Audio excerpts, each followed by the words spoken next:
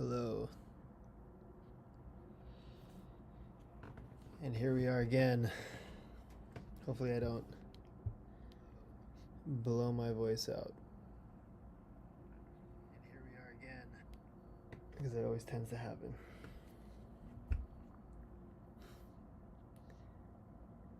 It's still such a strange thing to me doing this. It's weird getting on before people get on, and then I'm just talking to myself pretty much. But I know I'm gonna upload it, and then people are gonna watch later. So like, I need to be saying something at the beginning, or people are just gonna exit off. And people are setting off fireworks outside. I did a stream on the volleyball channel a couple days ago, and I thought it went pretty well. Good afternoon, Noah Nguyen. I went to University High School in Irvine, so there's a lot of... Are you Vietnamese? Nguyen? I feel like that's Vietnamese. But I think I'm pronouncing that right. Nguyen? Maybe. We had a lot of Asians at my school, so... It was like 60% Asian where I grew up. So I'm guessing you're Vietnamese, but I could be completely wrong. Yes, awesome. How are you doing? You know, it's going to take like 15 seconds for me to see your messages, just so you know, so we're not going to have like the most fluid conversation. Answering questions and stuff, but it's been a good day, you know. Off season's been great, and just get some work done for a significant period of time. Always bombarded with things, people, a lot of people all the time. So we're not gonna have like... But I've been kind of I don't know what you call it, a cave dweller, which I love. Like, I just hang out in my room a lot, do it like just at my desk doing a bunch of work,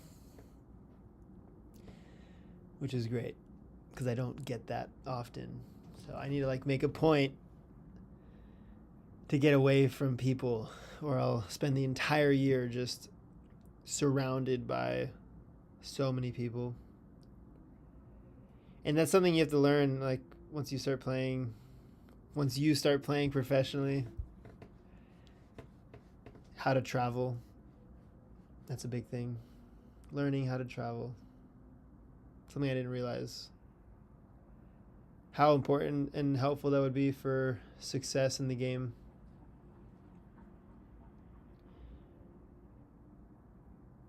Next tournament is maybe December. You know, I have some friends from South Dakota that are trying to get me to play a tournament in Florida, which is like a grass tournament. And I don't know if I'm going to do that, but I think it'd be fun. Grass sixes, co-ed grass sixes in December 30th. So it's right next to New Year's.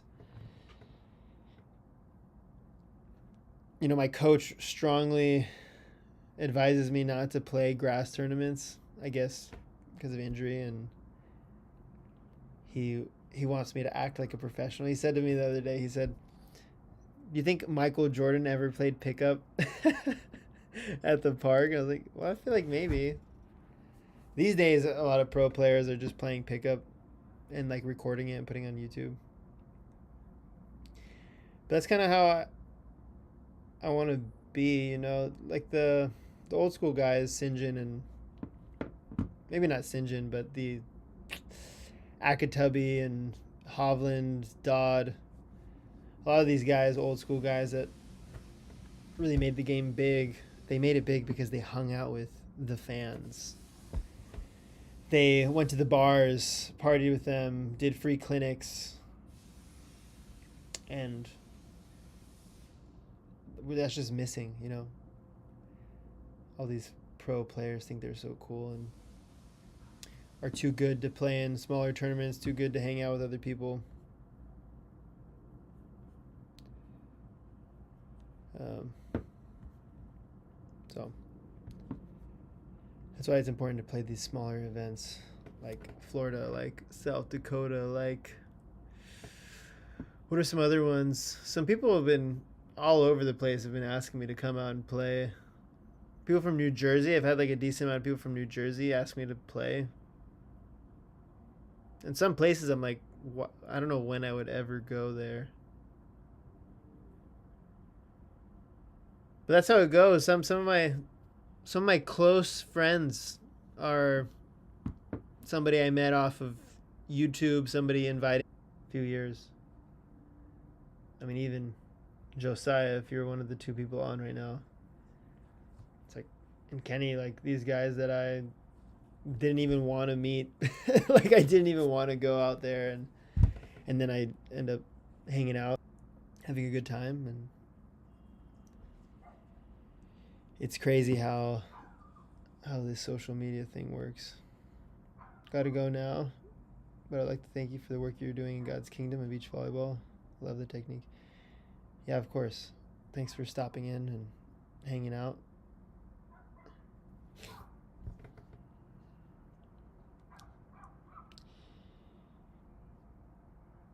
You know, Solo Deo Gloria. Nice. Soli Deo Gloria. Yeah, I don't know Latin, really. I have some friends that are studying Latin in school. But I kind of actually I have it on my whiteboard. This is a trip. Learn biblical Greek and learn biblical Hebrew. You know, it's some things I'm working towards. Which, if you've learned any Greek, you know that a lot of the English words we get, Spanish words we get, are from Greek, from Latin, from these ancient languages. So if you learn one of these ancient languages, it's a lot easier to learn other languages.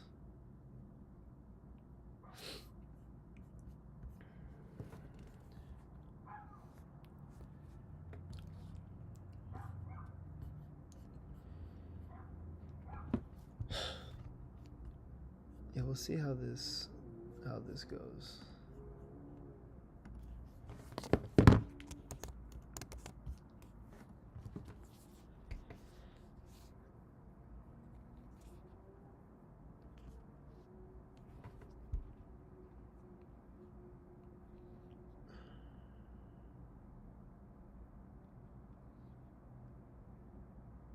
Yeah, I think the volleyball live streams will go a little bit more smooth.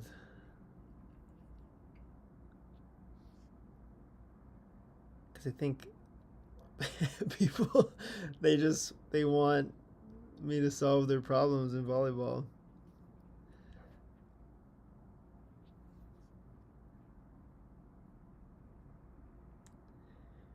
And I never really understood the whole live stream thing until I started doing it. And it's kind of fun sometimes. You know, you get like a few people on, hanging out, answering questions. I don't know if I even said this, but I did musical theater as a kid, which is kind of weird. You know, a lot of people don't do that, but especially athletes. Like, how many athletes do you know that have done musical theater? But anyway, that to say, I was born to be an entertainer. And that's why I even play volleyball, is to entertain, you know. To entertain.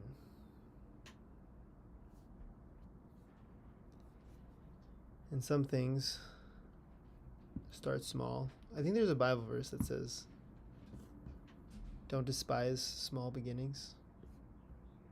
That sounds like it's not in the Bible, but pretty sure it is. So It's crazy how like in some things in life you could be so far ahead, and then in some things in life you could be just like at the bottom. Like live streaming. You know.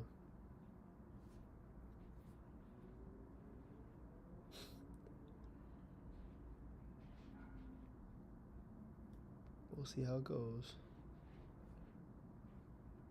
I've been clowning Ian on my Instagram.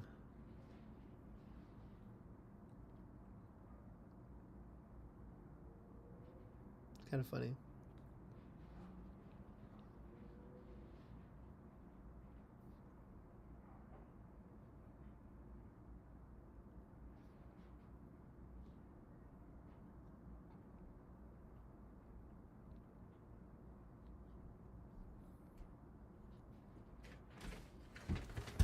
Yes. You want to say hi to people online?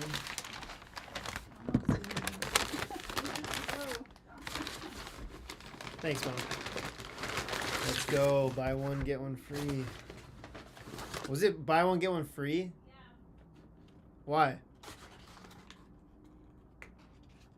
Why do they do that? It's a Thanksgiving deal. Oh, nice. Oh, it is Thanksgiving, you know? I forgot about that.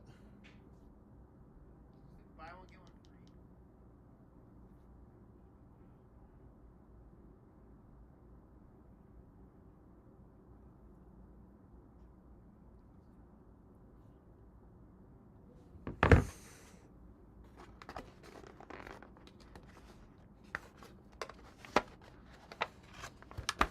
There's a lot of people are chatting right now. I was chatting with this lady. I went to Chipotle. I went to, where did I go today? Not Chipotle. Panda Express. And this older lady said, nice shirt. I was wearing a Jesus Rule shirt. And we were just chatting, like, I don't know why the line was taking so long. But her and I were chatting for a while. Just about the Lord and stuff. And I realized these older people just need somebody to talk to. Like, and doing videos, doing live streams like this, where I just have to like say whatever, and even if it's not that important, just say it for the sake of it. That's actually helped a lot with talking to old ladies, because they don't really care what you're talking about. They just want to be talked to. They just need that.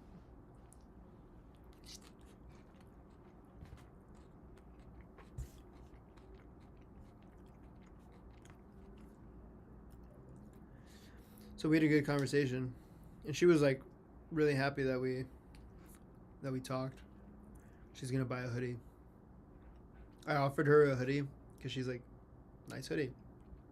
And like, do you want one? She's like, what? I'm like, I have some in my car. I can give you one. She's like, no, I don't want to take your hoodie. I'm like, no. Like, I actually sell them. I have a bunch.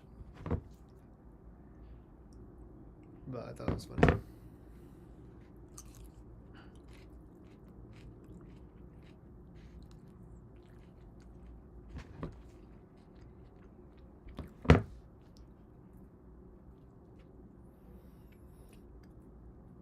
But it's actually kind of funny how often I go to Panda Express. And I was just in North Dakota, and they had, I guess, the first Panda Express in North Dakota not too long ago. But in every airport, there's a Panda Express. So I go every time I travel. And it's kind of like a tradition at this point. Even if I don't want it, I just have to get it. My coach despises Panda Express.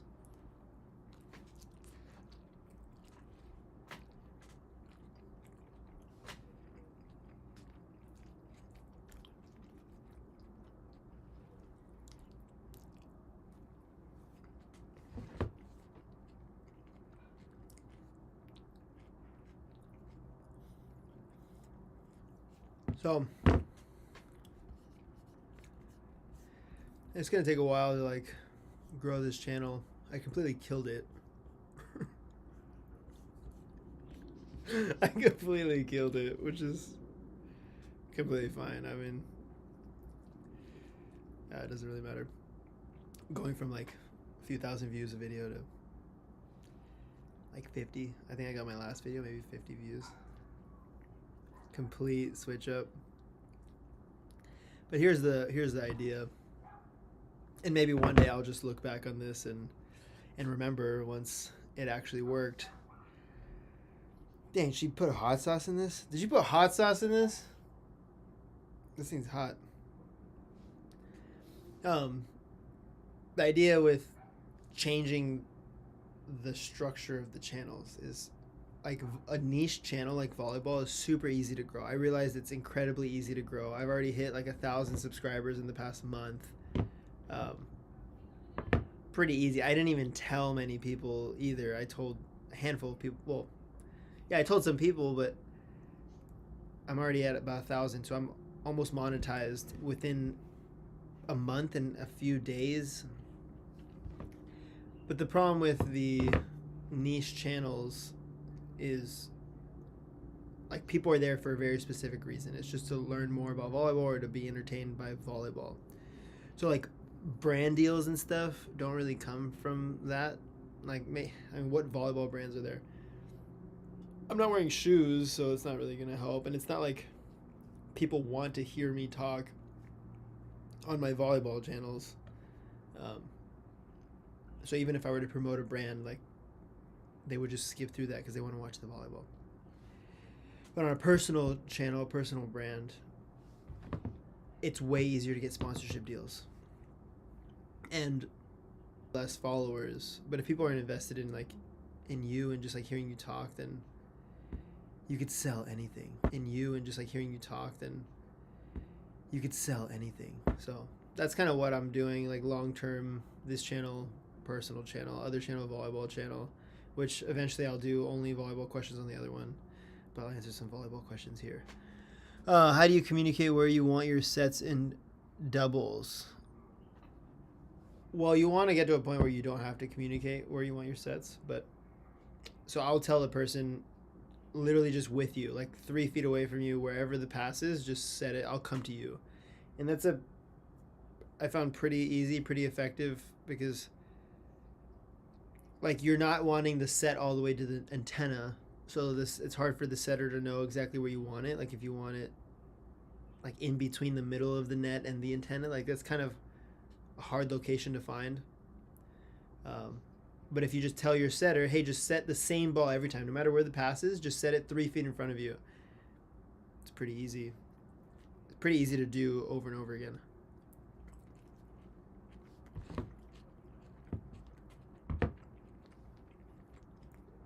And that's what I think a lot of people should be doing, is playing that. My coach calls it like social distancing volleyball. You want to stay 6 feet apart from each other. No matter where that passes, get close to your setter. Setter should not set the ball too far away. You want to stay close with your partner. With especially with wind, it'll help a lot.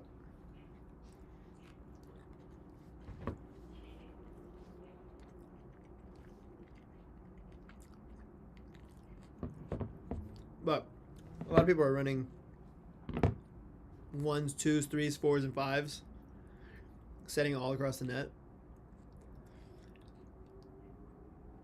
Like in theory, it seems easy, but like where the heck is a 2 and a 4? It's supposed to be in between the middle of the net and the antenna, but like you can't really see that all the time.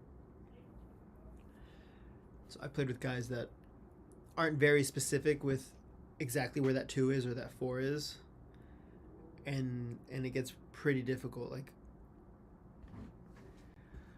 I just feel like when I watch beach, a lot players are making these awkward moves when they're doing their approach inside out and stuff.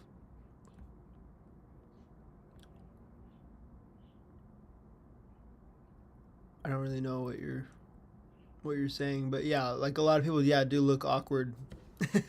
That's why I'm actually about to post a couple videos on my volleyball channel about how to approach on the left side and the right side, the difference, and why. So probably in the next couple days I'll post those. I already recorded them. I just need to edit it and upload it. But yeah, you want your approach to look the same every single time. No matter where that pass is, you want it to be relative to the pass. And yeah, it should look exactly the same every time. So I can immediately tell watching a team play, like how good they're gonna be just based off the consistency of their approach is huge. And I mean, I was even watching the girls team at my college, and I was just so confused. I'm like, why isn't your coach teaching you guys how to approach? Because you guys are all passing the ball here and there, and then you're approaching just from the same direction, and that's so inconsistent. I just thought that was like volleyball 101.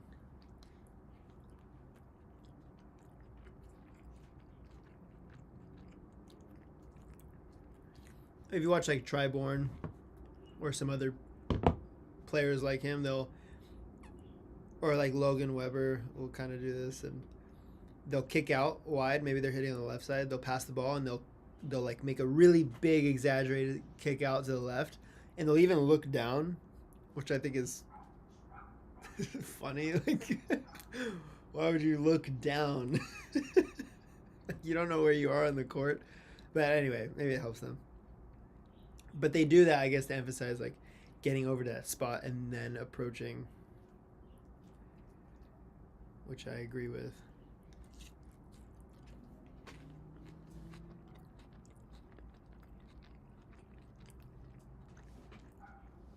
Did you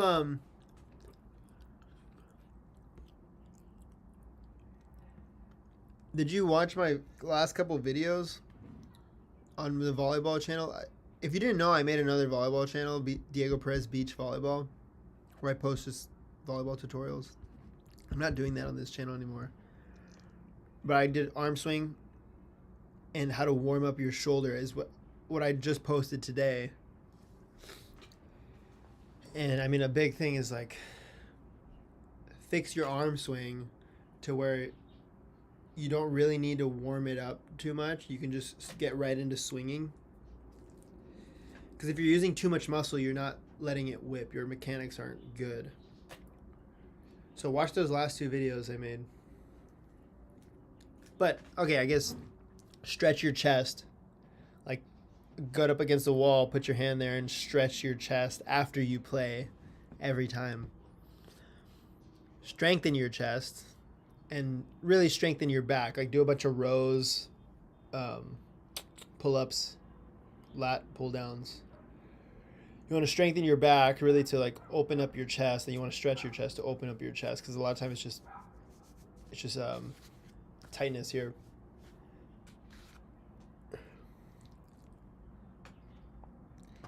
I try not to watch volleyball, but I watch Anders Mol. I watch what's his name? Ahmed Tijan, Qatar. I'll watch sometimes Sweden, but I've been interested in the new Sweden team, the younger guys. But no, I don't want. I definitely don't watch anybody from the United States.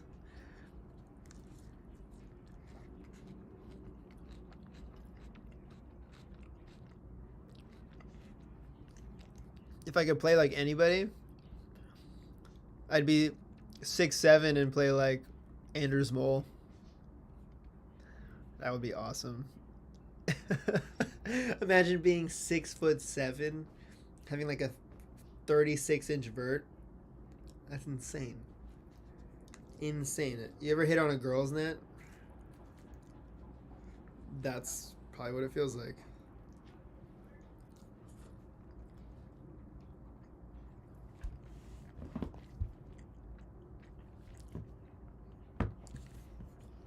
But I guess at my height, if you want to be realistic, Ahmed Tijan, he's 6'1", and he does really, really well. So I would like to play like him, and then hopefully play better than him. Yeah, I've been studying him more than anybody right now, because he's like maybe like one of the shortest guys that's playing in the top. Yeah, he's probably the shortest guy in the top 5.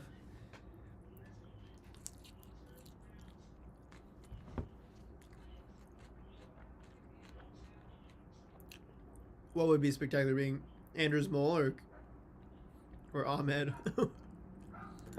Both. Yeah, Ahmed's awesome, and just like his defense. David Amon is better at defense, but he's just like he's like a tiger. Like he just tries so hard. He runs after everything, dives for everything.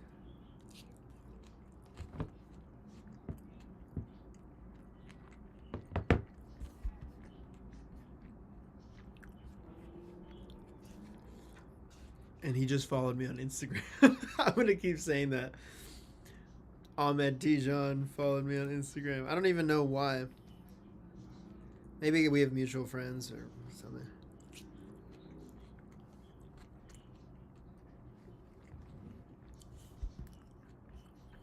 Yeah, I was pretty fired up about that. Because he's my favorite player. For sure, my favorite player, Ahmed.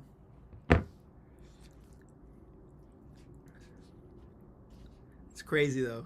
My favorite player followed me on Instagram. I've never even met him. What do you think of split stepping on serve receive?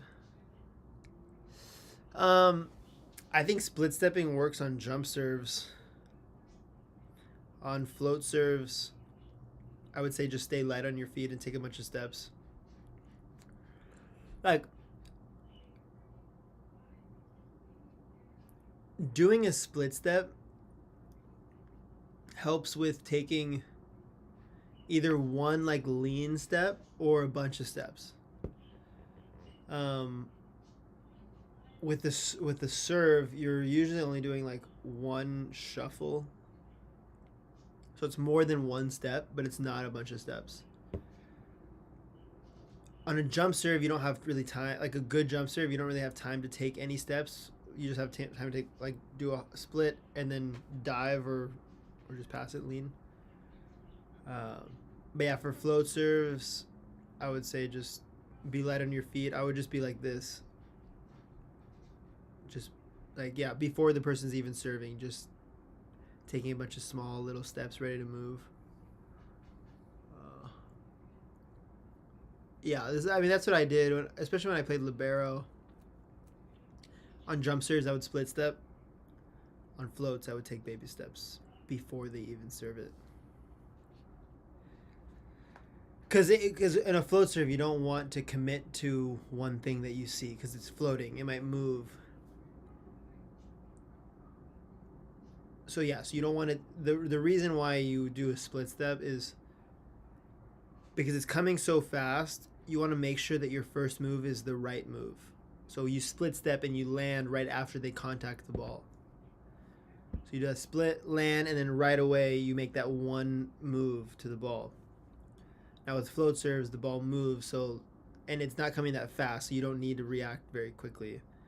You don't want to make one strong move because it's going to float the other way, and then you can't adjust. So yeah, baby steps, and just be ready to move back and forth.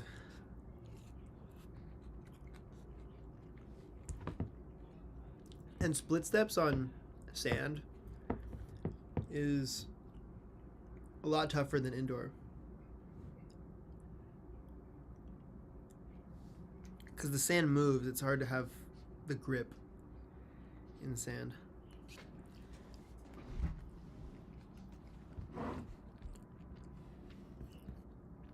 How to get the serve to float?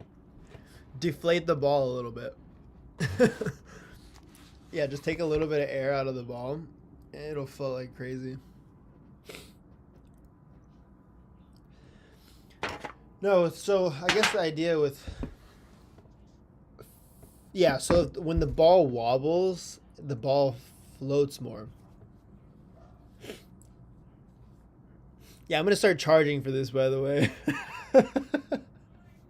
Like, after a few months of doing this and we have like a bunch of people on my volleyball channel, I'll charge like $5 a month or something. But because it is. I think it is actually very helpful. But anyway, yeah, when you float serve, you want to like so.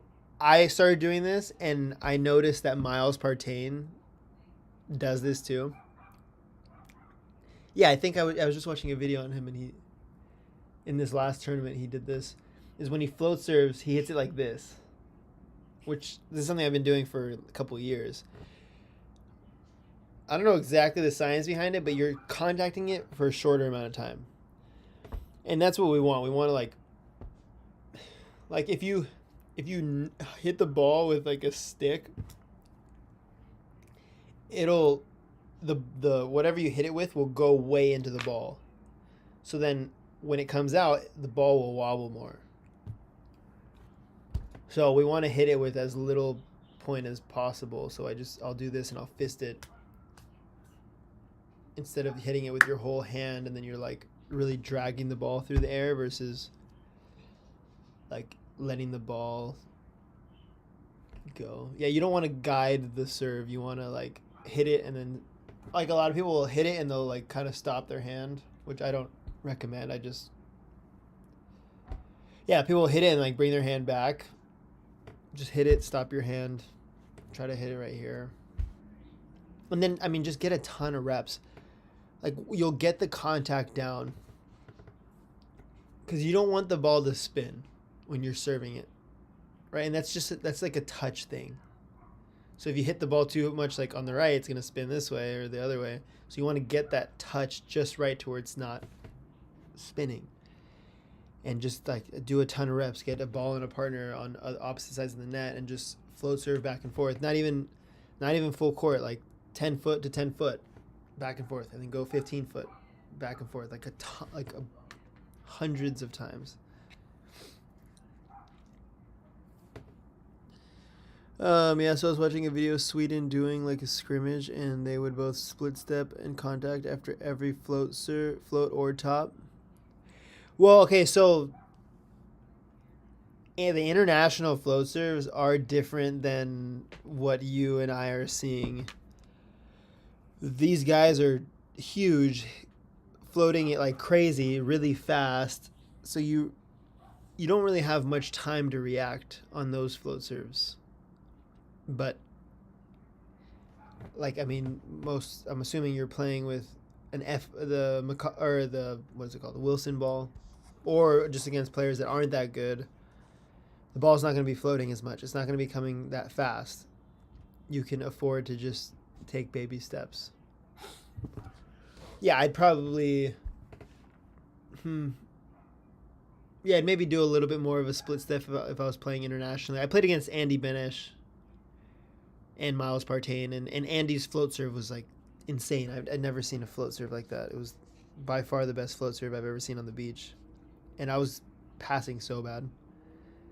So I had to adjust. I had to take some steps back. So I had to start deeper and just like really. I think I was doing a split step and I was landing and just like really ready to move forward in case the ball dropped.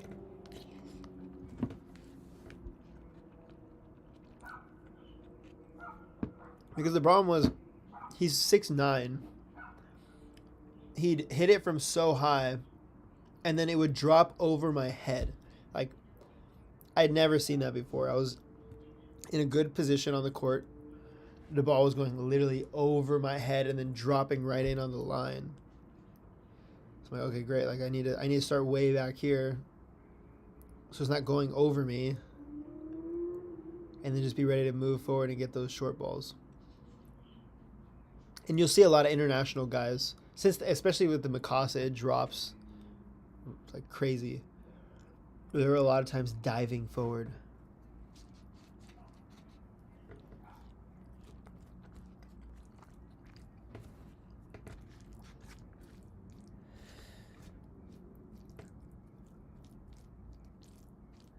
But yeah, I never felt so bad at passing than when I played Andy.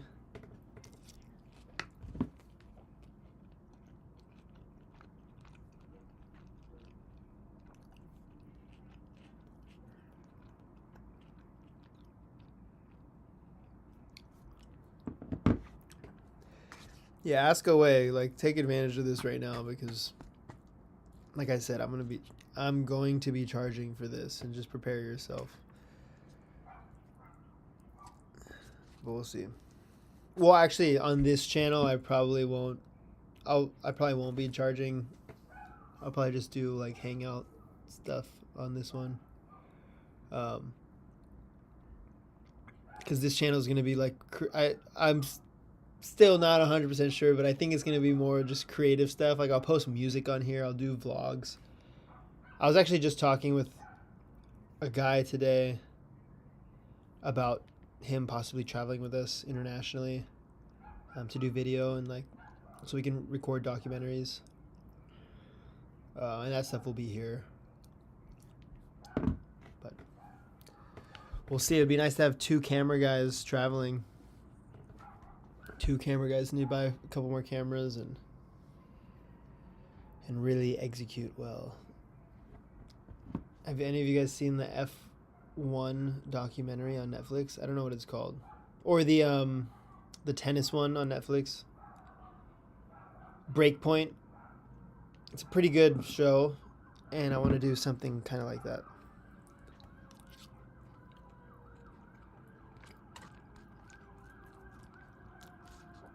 But I am looking for a video guy. Don't have a ton of money, so I can't be paying full time, but we have enough to fly somebody around for a year. I think the plan is to go to Australia in March and then China kind of around that same time. And it's going to come up fast. Like this stuff's going to happen fast. Every year time flies, and before we know it, we're already going. And this year especially, it's like coming up quicker than other years.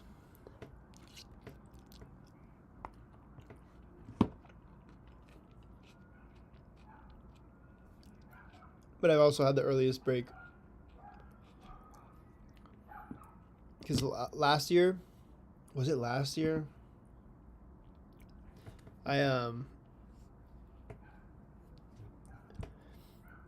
Last year I traveled from, what was it? It was not this past year, but the year before. I traveled January to December. Every other week. Never doing that again. Never doing that again. Are you a Sabbatarian? Do you play tournaments on Sundays? I play tournaments on Saturdays and Sundays. You cannot play professionally if you refuse to play on Saturdays or Sundays. I think it's good to take a rest day, which I do when I can. But yeah, I think it's important to take a Sabbath. But like Jesus said, Sabbath was made for man. Man wasn't made for the Sabbath. It's literally like for your benefit. It's a good thing to do. Like you should do it.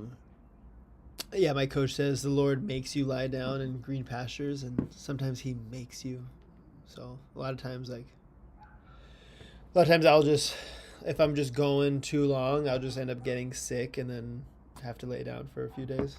So if you don't take a Sabbath, it will take you. I wonder who said that. Yeah, if you don't take a Sabbath, it will take you.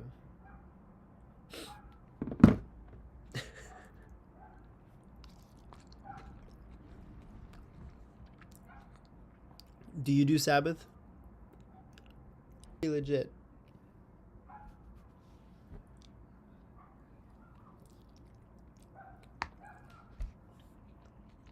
By the way, when you say things like, that's awesome, that's great, I just don't know what you're referring to because I've said so much. So maybe I need to pay for a better streaming service, but yeah, it takes about 15 seconds for me to read what you say.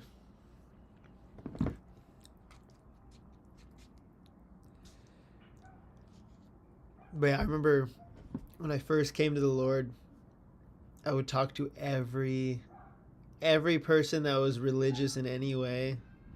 I would talk to the Mormons, I'd talk to the Jehovah's Witnesses, I would talk to every homeless person I saw.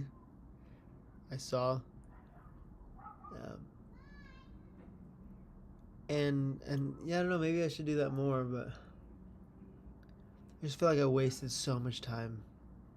I learned a lot. Like, just talking to a ton of people from different denominations, different walks of life, like, you'll learn a bunch. To where, like, nothing even surprises me anymore.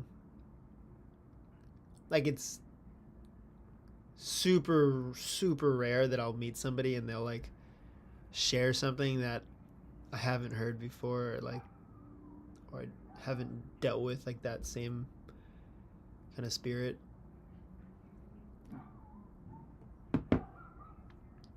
How many days a week do you play and lift? What do you think is too much for the body? I try. Well, right now it's off season, so I'm really trying to not play at all.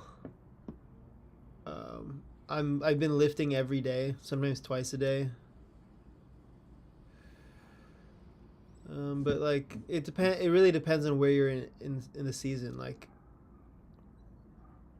in off season, if you're not practicing, you can hit legs 3 times a week, 4 times a week. If you're getting enough food and enough sleep. Or you could play every day and maybe go to the gym once. You really have to feel it out. I think it just like going to the gym a bunch and playing a bunch, you'll start to figure out what works for you. That's a big thing, is just like figuring out what works, like what you can take, what you can't. Like I've done the volleyball double days every day for an entire summer, and then my body just fell apart and I like just couldn't jump anymore and I had no energy, and part of that I think was because I wasn't eating enough. So you just start to learn these things. Like now I'm lifting every day. I'm not really practicing volleyball, but I'm doing almost full body workouts every day, but I'm eating a lot of food. Like this is my like second dinner. I had a pretty big steak right after I lifted. Or what did I have? I had like half of a chicken and a bunch of ground beef and quinoa and like all this stuff and beans and tortillas, and that's like the only way that you're able to sustain that. If you just can't be on like a huge calorie deficit if you're working out a bunch and you want to have the energy and not lose all your muscle, because your body will start eating itself. How many days do you rest after a tournament? 1, sometimes none, sometimes 2 days. It depends on how long I've been traveling. So if I've been on the road for like 2 weeks, then after a tournament, if it's a pretty decent tournament, I'll take 2-3 days off. But if it's just a regular quick trip, 3-day, 4-day tournament, maybe I'll take a day off. Probably not though, because like if we make it to Sunday, then I don't come home until Monday. So all of Monday, that whole travel day, I won't do anything. Or if you lose Saturday, you come home Sunday. Probably didn't play much on Sunday. So that was my rest day. But yeah, my first year, my coach would make us practice literally the day after a tournament. And his response is when we say, oh no, we're tired or we need a break, he goes, how old are you? No matter what we say, as soon as we say, oh, I'm 25, he's like, oh yeah, you're fine. Kona, where'd you go? Hey, Kona. Huh, baby. Oh, you don't want to be picked up. My dog does not like being picked up.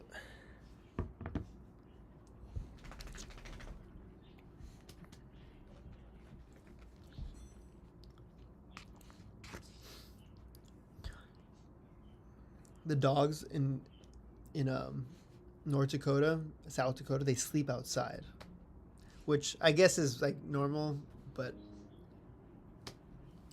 I don't know. I just over here in California, I feel like everybody I know that has a dog, the dog sleeps inside.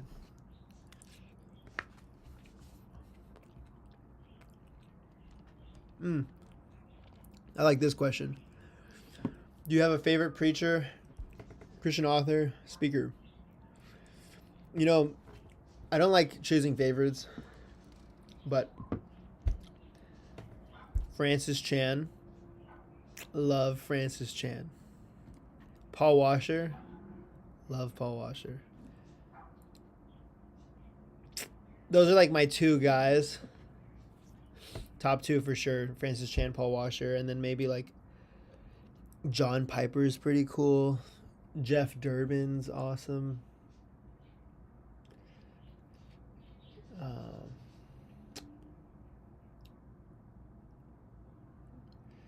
I don't listen to a ton of pastors, but those are my main guys. Paul Washer, Francis Chan, John Piper, Jeff Durbin. And they're all like very different. And yeah, they definitely don't agree with each other on a lot of things. But I love all of them. Jeff Durbin on YouTube, if you look up Apologia Studios, however you want to say it. He does a lot of ministry to Mormons. And this is all on YouTube. He'll talk to Mormons and debate them, and he knows the Book of Mormon better than these Mormons do.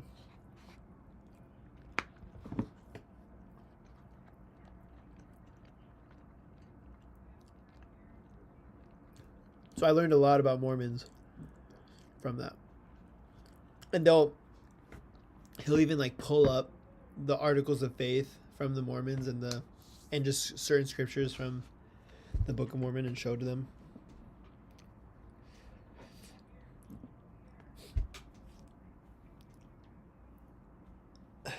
I love Paul Washer and John Piper. Yeah, so Francis Chan so he went to the Masters University, which is where I graduated from, where John MacArthur was the president of for a while. He went there, was a pretty reformed guy, and then I guess after going on mission trips and like traveling around the world, he realized there's many other believers that aren't reformed and who actually love the Lord. So it caused him to rethink his, I guess, hard theological stances. It's more open to like spiritual gifts and stuff like that. But he was like one of the first people I ever listened to as a new born again believer, and it was his love for the Lord and like just his awe and like reverence for the Lord and just like deep love for him, which like really changed my life. Have you ever hit a plateau in terms of progress as a player? How did you overcome it? Yeah, all the time. Yeah, all the time. Yeah, all the time you just feel like you're not making progress. And then it's usually because you don't want to make progress. Like that's usually the thing, is you don't want it enough. Like there's a ton of things you could work on, unless you really just have no idea what to work on. Like, are you passing the ball against the wall 100 times a day? Like, that'll help you. Are you setting the ball against the wall 1,000 times a day? You'll get better.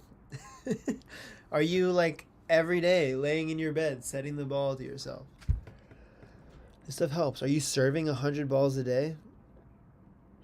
So it's not because you can't get better. It's because you don't want it enough. That's literally what it is. So So like, no, I don't see plateaus, but yes, because I mean, I know what I need to do better. Like I mean, it's the same thing with everything. I started making music again. I started making music like 7 years ago, and then I just haven't really spent much time doing it over the years. But I started doing it like 4 or 5 days ago, and like for a couple days, I was just like, everything I was making was garbage. I didn't like any of it, and I was like, oh no, I've hit a plateau. I can't get any better, and I'm like, and then I realized like I haven't been doing it at all. I haven't even been practicing. I haven't been training. So the same thing with volleyball. It's like, okay, you practice for a couple of days, you get all discouraged because you didn't make an incredible amount of progress. So just keep doing it every day. Sometimes it takes a few days before you start seeing progress of like working on that same skill. But if we had one practice together, you would get a lot better for sure, and we would just be doing very simple things. You just have to think like, what do I want to get better, and like exactly, yeah, how am I gonna get better efficiently? I mean, I've made a bunch of videos on my account, on my volleyball account, ton of videos of how to structure practices. Well, not a ton of it. I did like 3 videos on how to structure your practice, which I don't think people realize how helpful that is.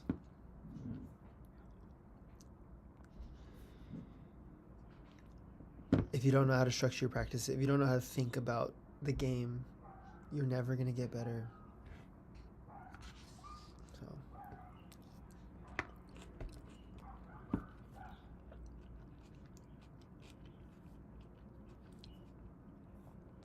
But it actually helps me telling you, because there's a ton of things in my life that I want to get better at that I'm not really good at. Like there's a few things in life that I would consider myself exceptional at. I'm probably the best at volleyball of all the things I'm good at, which I don't know if I'm just ungrateful, but it's like people know me and follow me because I'm a volleyball player. Like volleyball. I guess some people like because I'm a man of God and like preach the word, which I would much rather people know me because of that. But anyway, just the Lord has taught me a lot through volleyball and like playing at a really high level that apply to everything in life. Every skill you want to learn, even relationships, like dealing with a partner and like how to handle that relationship. It's kind of like a little marriage. Like you're dating somebody, trying to figure out like, is this gonna work out? Is this the one? And then you have to have tough conversations. You have to state your intentions. You have to share like, this is what I want out of this relationship. You have to tell them, hey, this isn't working out. Like I think I'm gonna play with somebody else. You'll learn a lot from volleyball. Patience. Everybody's overrunning the balls, overrunning the sets. Everybody's rushing everything. And you end up just making bad decisions. And then you have to spend more energy overcorrecting it. Same thing in life. Don't rush things. Then you have to overcorrect it. Don't be hasty. Do the basics. That's another thing with volleyball. It's like I said, are you passing a ball 100 times against the wall to yourself? You're struggling to get better. It's like maybe you just don't want to do the boring things that will actually make you better. Now, I am telling you this as somebody who is playing at the top, like, what am I, like top 20 in the country right now? And I'm saying it's the basic stuff. It's the passing the free balls over and over again. I still do that. Like, if I were to do a practice right now, what I would do, I'm in off season, so I'm not really practicing, but I'd call up 2 guys, I would have one of them stand on the other side of the net and just down ball a bunch of balls to me. I would practice passing a ball high and then have the third person jump and hit the option. And I would do that for an hour. That's what I would do right now if I were to have a practice tomorrow.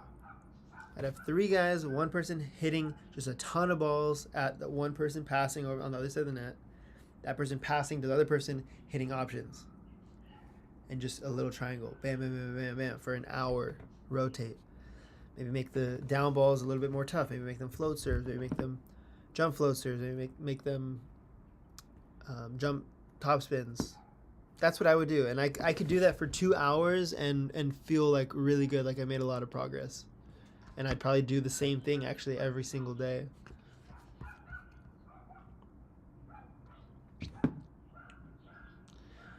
Any tips on staying mentally focused throughout a match?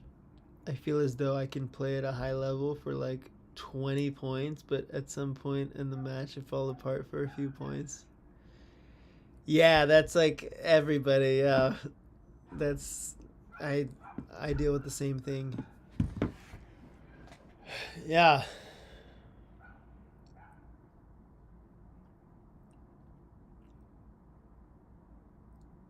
More reps.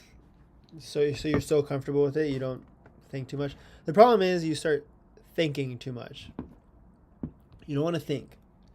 As soon as you think, you start planning things like you're gonna like. This is what happens to me. Around 15, 20 points into the match, after you've seen the same look 100 times, and you start thinking, okay, on this pass, I'm gonna hit it line, or on this pass, I'm gonna shoot it here, and that completely screws you up.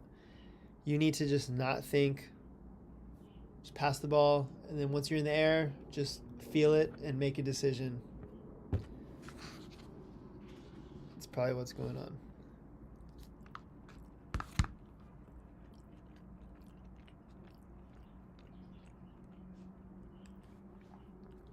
What portions of the Bible are you reading through right now? Well, we're reading Revelation with my church, so I'll read ahead and I'll read that a few times, but what else am I reading? I've been reading Matthew chapter 5 through 7 just over and over again because it's, so foundational. And, there's some serious warnings in there. Like, read Matthew chapter 5 through 7. Like, we cannot forget those things. Those things are important. It says your eye is the lamp to your, let's say to your soul, to your body. It says if your eye is dark, then what's inside is going to be very dark. Right? So what are you looking at? Are you watching things you shouldn't be watching? Are you looking at things or people in a way you shouldn't be looking at them? Because that's going into you and it's affecting everything in here. So maybe you're sad or anxious or like things you just like don't feel settled in your soul. It's like, well, okay, what are you looking at? Are you observing things the way God intended you to look at them? Are you filling your eyes with the Word of God? These are things I need to ask myself. Like, yeah, am I on Instagram too much or whatever? Because, a lot of things that you see on social media is fine. It's not, like, bad, but then every once in a while something pops up that, like, you should be watching. So, like, you got to be careful when you go on this stuff. But, yeah, it's like, how much time are you looking at brain rot versus the Word of God, which is the lamp unto your feet, the light, right? So yeah, Matthew chapter 5 through 7 is great. Little things like, this is something I used to be so on top of when it says if somebody asks you for, I just hit my food on the ground. If somebody asks you for your coat, give them your shirt also. if somebody asks you to go 1 mile, go 2. And like we shouldn't be trying to like keep things for ourselves and save our lives. We're supposed to give it as believers, and it's like I remember reading that verse for the first time and then traveling. I was at Pepperdine and we traveled to New York, and I had the window seat, and I don't know why. I think I really wanted the window seat or something, and then my buddy sitting in the middle seat asked me, "Hey, could I sit in the window seat?" And I didn't want to. But I remembered reading that verse, and I mean, Jesus said, if somebody asks you for your coat, give them your shirt. Give them what they ask and even more. So I said, yeah. But like that's something I haven't really been thinking about a lot lately. I would hope I just do it naturally, but I don't think that's natural for us. What's the scariest verse in the Bible? It's like, I think it's Matthew chapter 7 where Jesus said, "Not everyone who says to me, 'Lord, Lord,' will enter the kingdom of heaven, but those who do the will of my Father. Many will come to me saying, 'Lord, Lord, didn't we prophesy in your name? Didn't we cast out demons in your name? Didn't we do many miracles in your name?' And he will say, 'Depart from me, I never knew you, you workers of lawlessness.'" What do you say? You will go where there's weeping and gnashing of teeth, where worm nor moth destroys, nor rust, or something like that. It's like literally eternal punishment. That's a scary verse. Not everybody who says to me, "Lord, Lord," will enter the kingdom of heaven. Not everybody who says, "Oh, I'm a Christian." Not everybody who did miracles. There's people that are in the church doing miracles, who genuinely believe they're doing miracles and maybe are, who will meet the Lord one day and he will say, "I never actually knew you."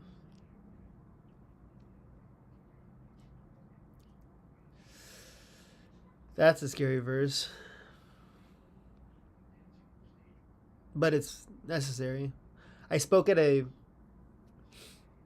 some church, like had a middle school like boys gathering thing, and my pastor asked me to speak at this thing, and that was one of the things I shared was that verse. What's your favorite part about volleyball? Is it winning, seeing yourself grow an audience? Is it winning, seeing yourself grow an audience? Seeing myself grow an audience has been fun, actually. Like, it's kind of I don't know. The game is like, it's fun, I guess. I like playing good volleyball. That's what I like. I like playing at a high level. I don't really care too much about winning and losing. I like playing well.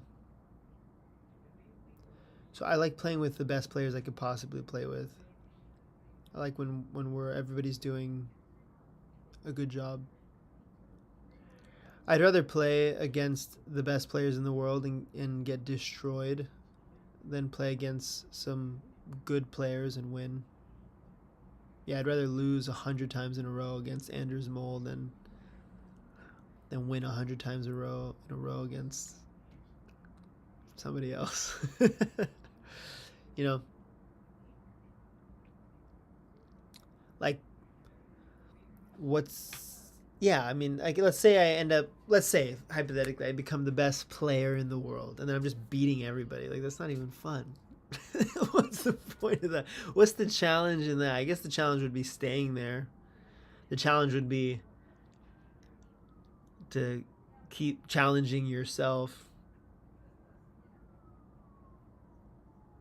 Yeah. Well, so what's my favorite part about volleyball is being able to use the gift that God has given me. Um, I guess as a platform to preach the gospel and have an impact.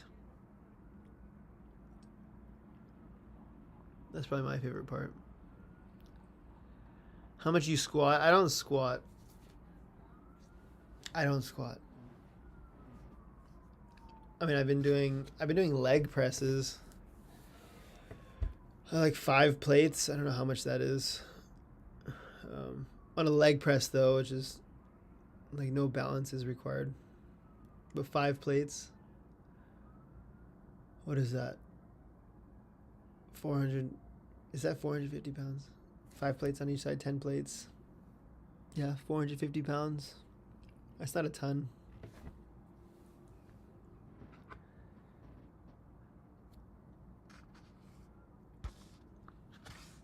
I've been trying to bench more. I've been benching the past couple times I've gone to the gym.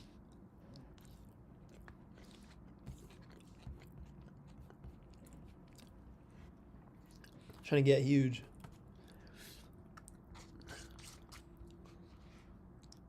But I don't really like lift that much. I've been lifting every day, but it's not like a normal thing for me. Um, yeah, so that's like the biggest thing that I've been lacking in my game is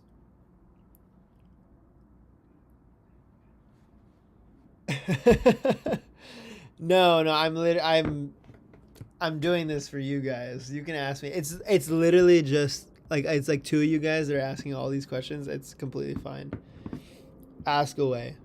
I'm giving of my time for you guys. I don't mind it. What I actually like is that people are interested and are actually listening to what I'm saying. Incline bench is better than bench. Yeah, I would agree. Yeah. I've been doing a lot of dumbbell bench, which is hard, but you can get like a really deep stretch with the dumbbell. And it helps just with shoulder pain. You know, I don't really have shoulder pain anymore since I started doing like super deep dumbbell bench. Like I'll literally just let it sit here for like 3 seconds and then push up. Like let it just get the super deep stretch and then push. And you can do way less reps like that, but it's just better for your shoulder health.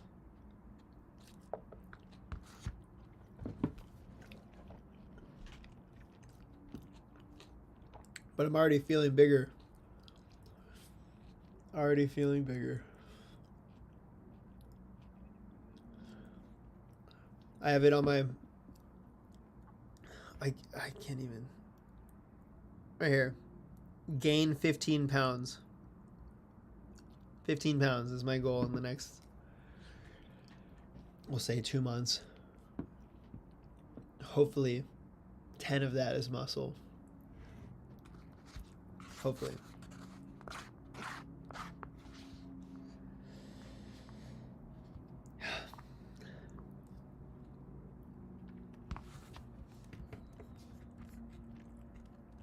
How do you organize your week with? Well, it depends. Like, so in like off season looks so different from in season. It depends on how much we're traveling. Depends if we have local tournaments, traveling tournaments. If we even have a tournament, the schedule changes every week, but typically we'll have at least 2 group trainings a week. And then I guess, try to go to the gym every day after that. Like right after practice, I'll go to the gym for about an hour and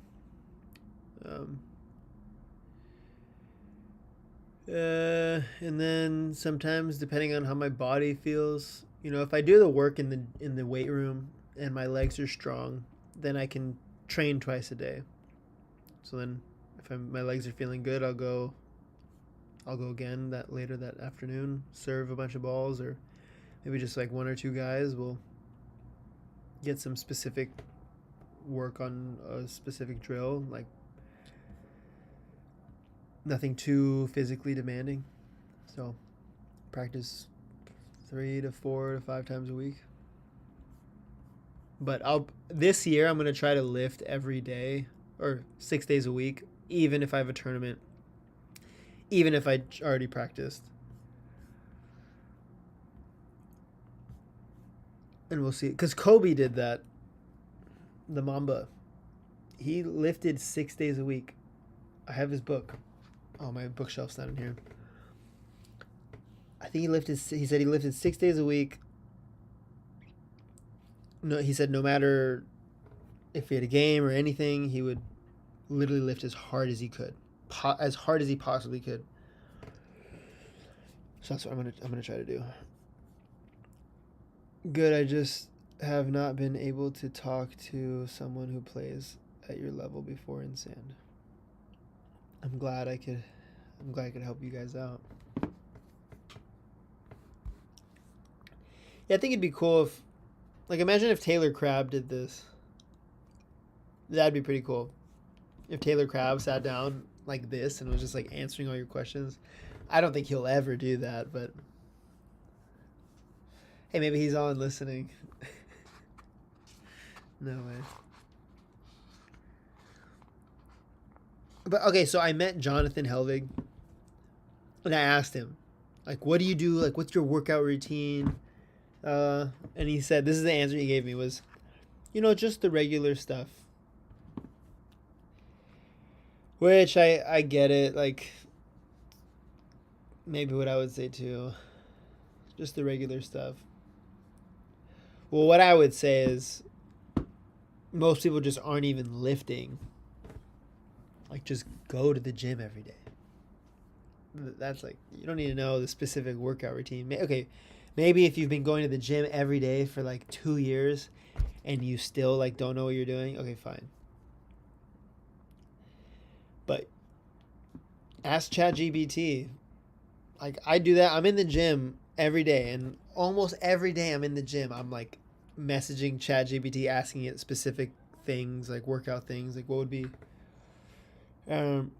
like I've been doing arms every day, and I was like asking ChatGPT, I'm like, hey, should I do arms every day? Like, is that sustainable? And because I heard that your arm muscles are smaller, so they heal faster. So actually my weight room trainer from my college said that we could do arms every day. So I asked ChatGPT, I was like, hey, can I do arms every day? And it said that, like, yeah, your muscles will recover fast, but your tendons won't. Like, they just can't handle that. So, yeah, don't do that. So, just things like that. Like, you trial and error. Ask ChatGPT. Ask the chat. But yeah, so Jonathan Helvig was probably like, that's a dumb question. You should just work out more. And he's not even like a guy that, I mean, he's not big at all. He's a skinny guy. But I was thinking, like, as much as they jump set, I guess they're still young. They're both like 23. So maybe they're not feeling so much pain yet. I'm not much older though.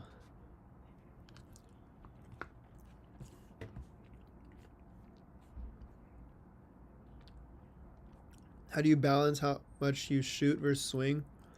I feel like I get super one-dimensional and people get used to it.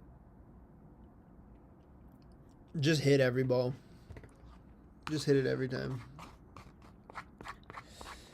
I think don't overthink it. Like,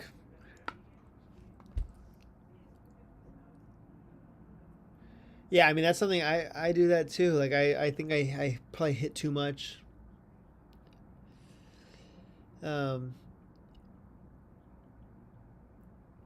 Roll shotting is a very risky thing. Like, you're going to take a risk either way. You're going to either take a risk when you shoot or take a risk when you swing. The defender might run a 3 or a 4. They might run into the line. Let's say you hit a high line. They might run over there and get it. If you swing, like, your blocker might be huge and they might make a perfect move into wherever you're hitting it.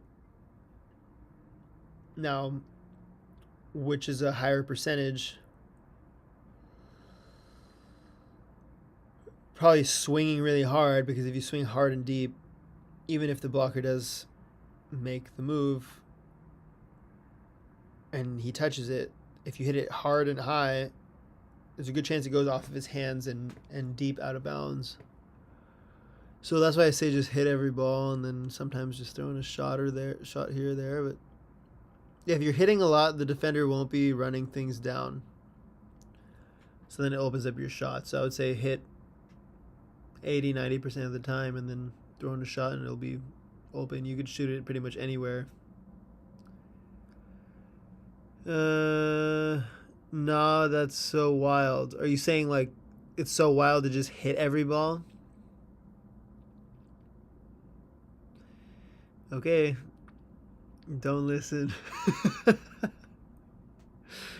Do you do plyometrics in most workouts, or just strength training at the gym? Because I heard people say that if you already jump a lot in practice, you don't have to jump that much outside practice. Well, so in practice, are you jumping as hard as you can every time? Because you have to think about like what you're doing all the time. That's what your body's going to get good at. So if you're in practice jumping 70% every time, then like you're not going to jump any higher. You're going to get really good at jumping 70%. That's why plyos help, like, because you can just focus on jumping as hard as you can. So that's why I do burpees. I'll do burpees and literally just think about just like literally just jumping as high as you possibly can. Like as hard as you can, and then jump even harder. So yeah, I think plyos are good. It's just tough if you're practicing a lot and doing a lot of jumps.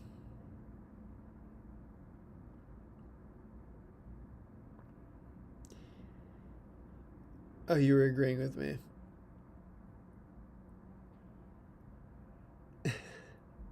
Yeah. Oh. Oh. Wow. Yeah, I misread it. Dude, this text is so small on the screen. I don't know how to fix it. I tried. I should probably just look at the messages on my phone.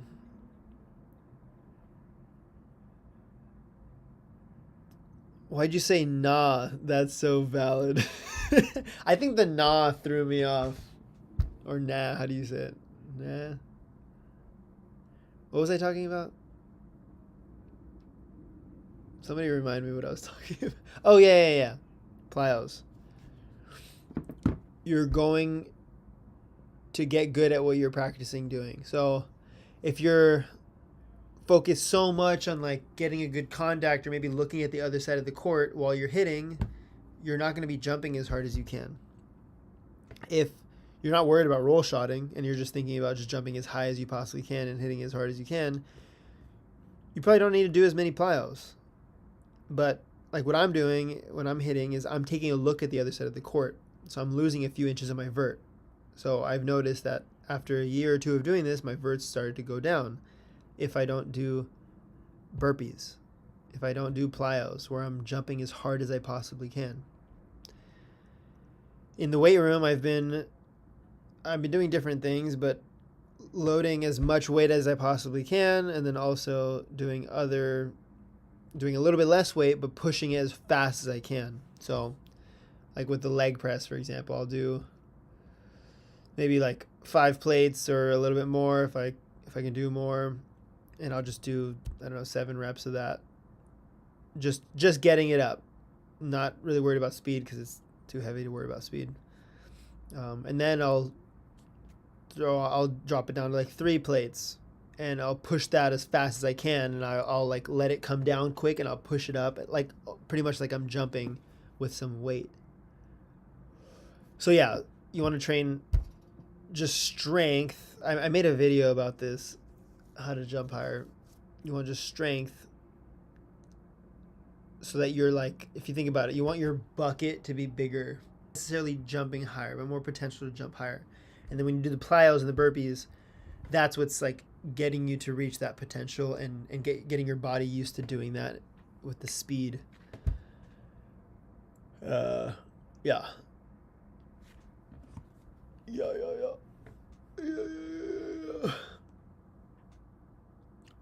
You know, I don't.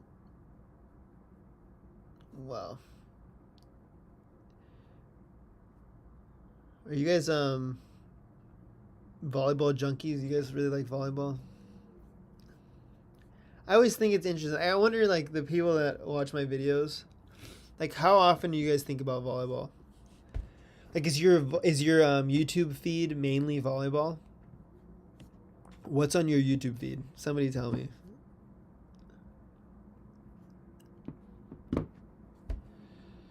How much do you drill and practice versus just playing games?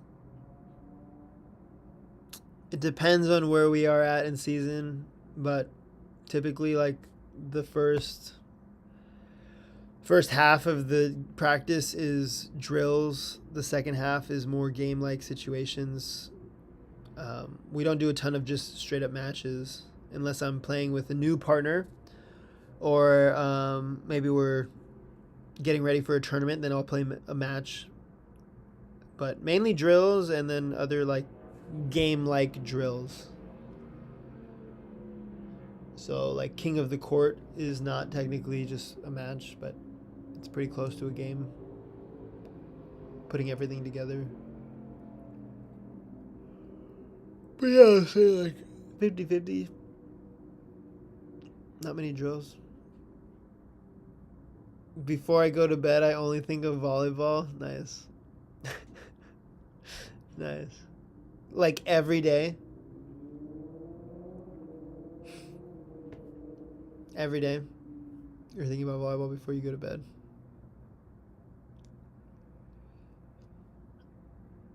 I wonder what. You know, I really don't think about volleyball too much. I have to like force myself to think about it when I'm making videos and doing this stuff. Or I guess I'll think about volleyball after I like lose really bad, when I should have won, and I think, oh dang, I probably should try harder. Probably should train more. Yeah, I try to play every day. Huge junkie, but I also just got into VB like a year or two ago. But am I reading this right? Hold on. We're gonna make this a little bigger. But Gassam and I are fiends. Gassam. Who's that? Should I know your names? Do you guys like? Are we friends on Instagram or something? Or do we like? Have we messaged? Because a ton of people message me all the time, and I get things mixed up. I'm glad you're liking volleyball. I'm glad you're liking it.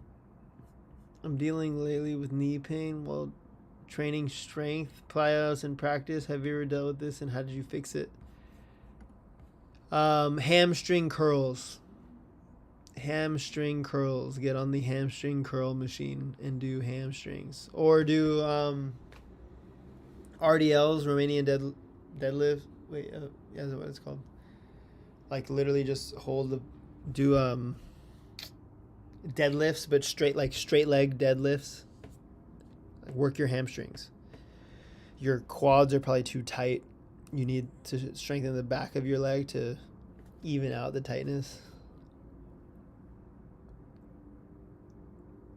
I think about volleyball a lot as I break from med school. Oh, nice. Yeah, med school I'm sure is stressful. Was there ever a time in your life where you thought of volleyball a lot, or have you always not thought about it much when you're playing? Yeah, there's seasons every year. Like I said, when I'm if I lose bad and I think I should have won, and I realize that I haven't been training hard enough,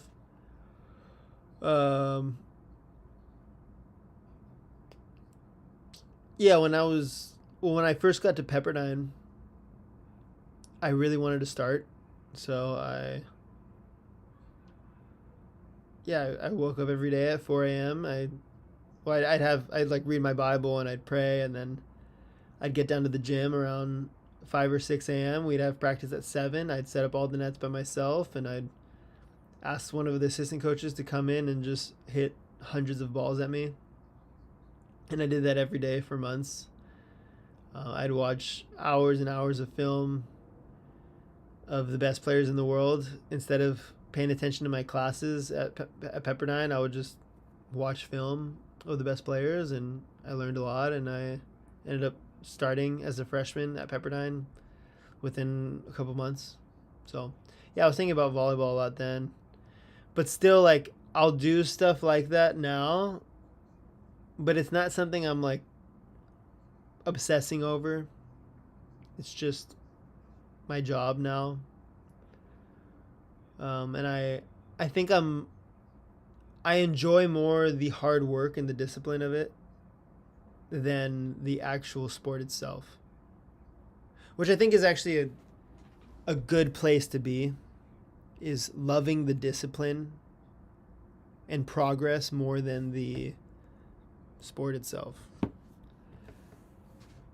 Yeah, loving the hard work. That's what I'm learning, especially like as a man of God.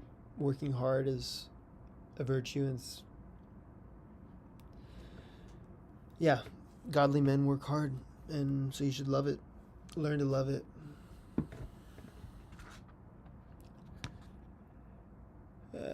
Strengthening glutes, yeah. Isometrics, yeah.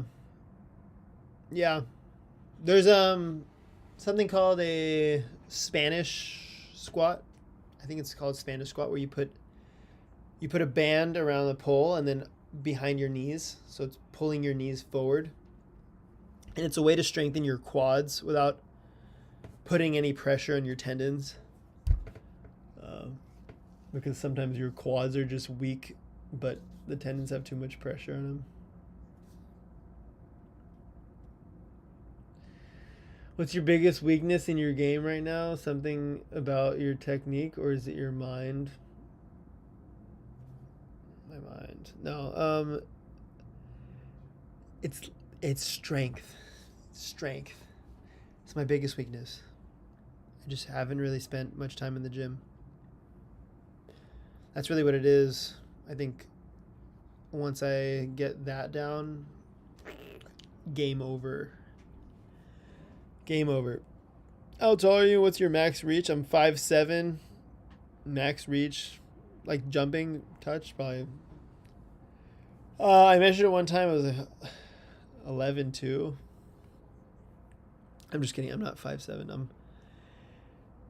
5'11 3/4.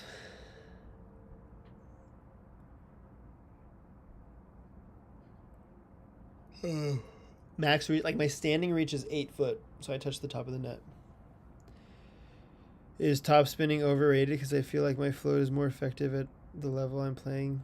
I played a couple of opens and they don't stress about my float at all. I think serving locations is more important than the type of serve that you serve. Yeah, so serving sidelines, serving seams, that'll be way better. If you can jump serve to the sideline, great. Like, obviously, number one is hit it away from the person. Number two is hit it as fast as you can away from the person, whether you're float serving or jump serving.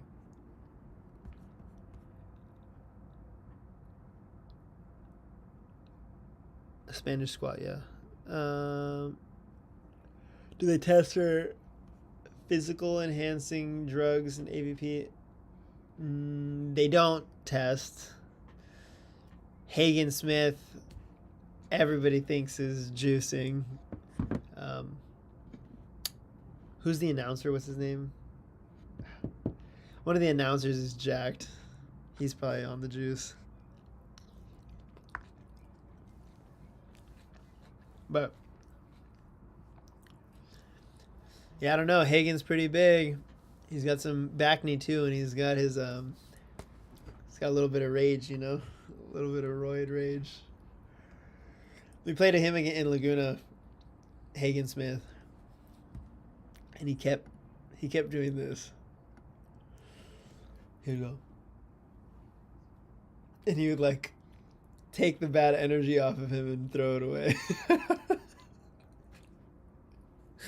It's like, okay, the roids are getting to you, bro. The roids are giving you some bad energy. You gotta take out the drugs. You'll feel better. I've never actually had a conversation with this guy, so I don't know. I'm just playing around. Everybody thinks it. Nate Miller. Can everybody just message Nate Miller on Instagram asking him if he's on roids? Just do it. That'd be funny if you got like 5 messages. Just, hey, are you on roids? Please. And don't even tell him I told you to do it. Best player in the AVP, I think Taylor Crabb by far. I don't think it's even close. Yeah, he's by far the best player. Actually, Miles Partain is probably better. Well, Miles Partain is playing better because Miles Partain is playing against better players. Who's naturally more gifted? Taylor Crabb. But Miles is better.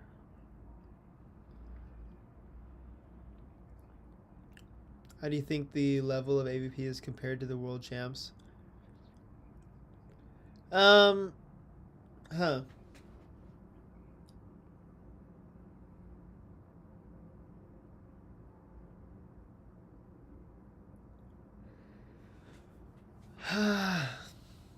I want to say way off. Like, I want to say the international guys are way better. But I also don't think it's as far as I think. Because I think... Okay, so if you're talking world champs, like the top 16 in the world, I think those guys are significantly better than everybody in the AVP. But the next 16 guys, I don't think are much different.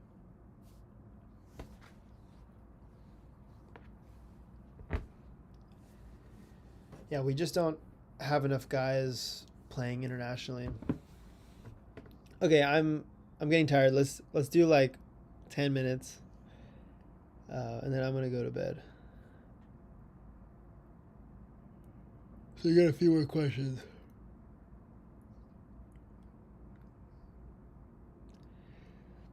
How do you have to be break even on?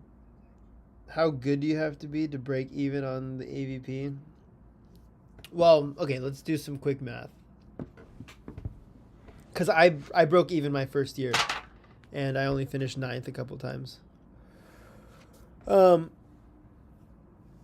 I break? Actually, did I? Okay. So let's assume every flight is $400. Some flights are $300, some flights are $500, but let's assume every flight's $400. This past year there was 5 tournaments where you traveled. If you finish 9th place in a contender event, you make about, what is it these days? Let's say $800 as a team. So you make your money back on your flight. That's not including hotel. So if you can get somewhere to stay for free, getting in 9th will help you break even in a smaller event. If you make Manhattan, I got 9th place in Manhattan. We won like $6,000 as a team, so I got $3,000. $3,000 paid for pretty much all my flights for the year. Went to Chicago, lost every game. We got $4,000 as a team, so I got $2,000. That's, if every flight's about $400, that pays for all your flights. Obviously, tournament entry fees are like $260 split. So like, it's actually not that difficult to break even if you're smart with it, and if you're not paying like $200 a night on hotels. Play a small grass tournament in Oregon. I make a couple grand there, a couple grand here, a couple grand here. Like, if you're just smart with it, you can do it. Like Nate Miller is literally full time volleyball, and he's not even a top main draw guy. Like he'll make main draws sometimes, but he does volleyball literally full time professionally. He does grass tournaments, every tournament that pays out.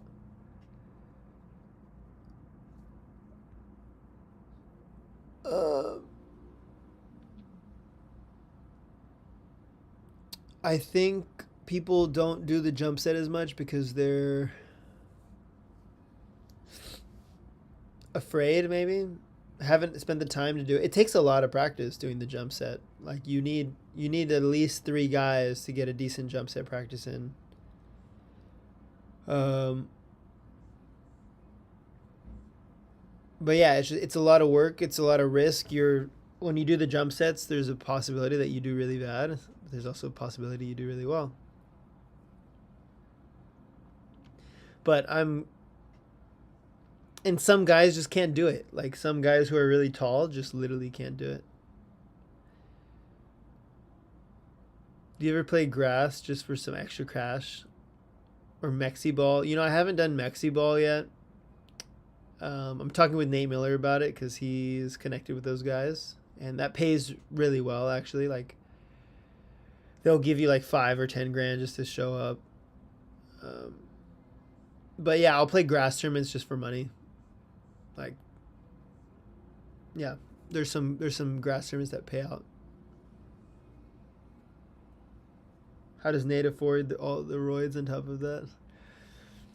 Maybe he's not on roids. Maybe not. Who's the shortest guy you have ever played against? Oh, there's a guy. What's his name? From Florida. It's a really short guy.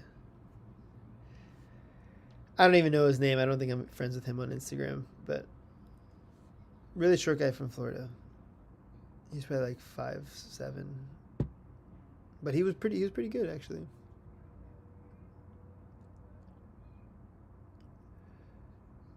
Who's the short? Okay, like at AVP or at very high level.